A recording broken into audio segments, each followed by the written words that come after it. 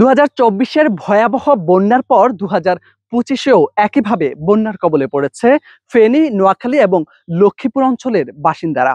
আমি এই মুহূর্তে রয়েছি নোয়াখালীর সোনাইমুড়ি উপজেলার সোনাইমুড়ি দেওয়ানজি বাজার থেকে বারোগাঁ ইউনিয়ন যেই রাস্তাটি রয়েছে মিয়াপুর খালের পাড়ে, এই রাস্তাটিতে আমি এই মুহূর্তে দাঁড়িয়ে আছি। আপনারা দেখতে পাচ্ছেন আমি হাঁটু পরিমাণ পানিতে দাঁড়িয়ে আছি।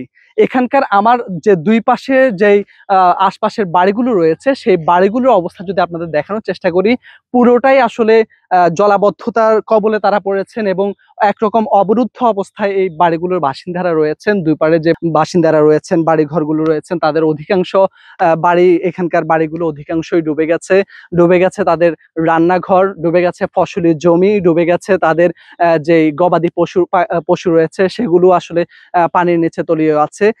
এর ফলে আসলে তারা খুবই বিপাকে পড়েছেন বলে আমাদেরকে জানিয়েছেন। এছাড়া আমি যে সড়কটিতে দাঁড়িয়ে রয়েছে, এই সড়কটি যে দুই পাশে রয়েছে, এক পাশে ফসলি মাঠ, আরেক পাশে কিন্তু খাল রয়েছে।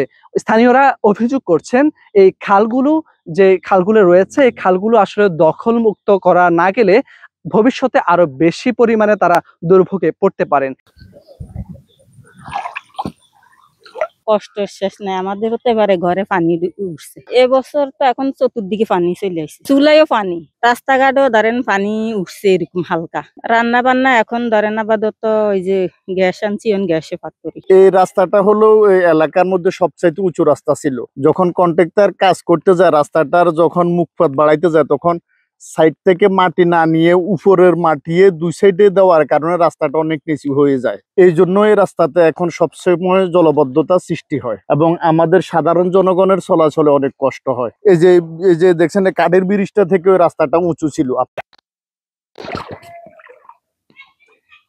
ইতিমধ্যে আমরা প্রশাসনের সাথে কথা বলেছি। প্রশাসন আমাদেরকে জানিয়েছেন যে নোয়াখালীর যে প্রধান খালগুলো রয়েছে, সেই খালগুলো খননের ব্যাপারে এবং খালগুলো যে দখল রয়েছে সে দখলমুক্ত করার ব্যাপারে তারা কাজ চলমান রয়েছে এবং তারা সেগুলো দখলমুক্ত করার পরিকল্পনা করছে। ইতিমধ্যে বেশ কিছু খাল দখলমুক্ত করার জন্য তারা কাজ চালাচ্ছে। আমি যে সড়কটিতে দাঁড়িয়ে আছি, আমার সামনে দিয়ে আমি দেখতে পাচ্ছি আসলে মাছ যাচ্ছে সড়কের মধ্যেই।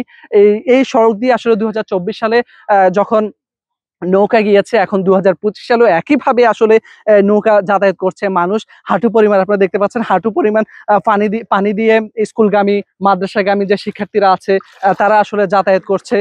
এখানকার স্থানীয় যে বাসিন্দারা রয়েছে তারা আসলে সঠিকভাবে কোনো কার্যক্রমই তারা পরিচালনা করতে পারছে না।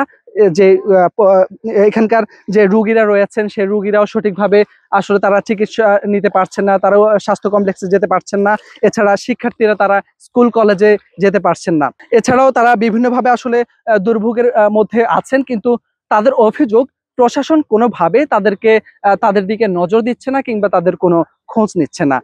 আমি যতটুকু জানতে পেরেছি এখানকার স্থানীয়দের সাথে কথা বলে কিংবা স্থানীয় প্রশাসন এবং গণমাধ্যম কর্মীদের সাথে কথা বলে যেমনটা জানতে পেরেছি, আমরা সোনাইমুড়ি প্রেস ক্লাবের সাংবাদিকদের সাথে কথা বলেছি, তারা আমাদেরকে জানিয়েছেন যে সোনাইমুড়ির যে নিম্নাঞ্চল রয়েছে সেই শুধুমাত্র পৌর এলাকা বাদে যে ইউনিয়নগুলো রয়েছে, সেই ইউনিয়নগুলোর যে নিম্ন অঞ্চল রয়েছে সেগুলো ইতিমধ্যে পানির নিচে আসলে তলিয়ে আছে।